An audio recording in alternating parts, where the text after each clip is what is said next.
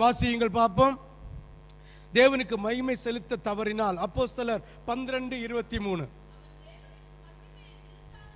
அவன் தேவனுக்கு மகிமை செலுத்தாதபடியினால் உடனே கர்த்தருடைய தூதன் அவனை அடித்தான், அவன் புழு புழுத்து செத்தான்.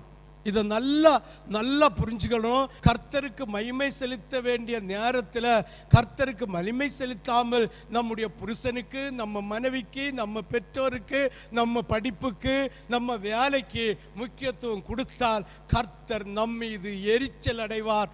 அவருடைய கோபம் நம் மீது பற்றி எரியும். ஆமென், ஆமென்.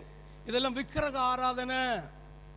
பணத்துக்கு, தொழிலுக்கு, பிள்ளைக்கு, வேலைக்கு, எதுக்கு முக்கியத்துவம் கொடுத்தாலும் அது என்ன ஆராதனை? விக்கிரக ஆராதனை. விக்கிரக ஆராதனை செய்கிறவர்களை தேவனுக்கு மகிமை செலுத்தாமல், தேவனுக்கு முதலிடம் கொடுக்காமல் இருந்தால் கர்த்தர் என்ன செய்வார்?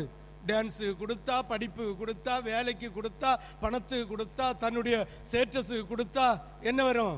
கர்த்தர் எரிச்சல் அடைவார். ஆமென் சொல்லலாமே? உற்சாகம் ஒரு அல்லேலூயா சொல்லலாமே?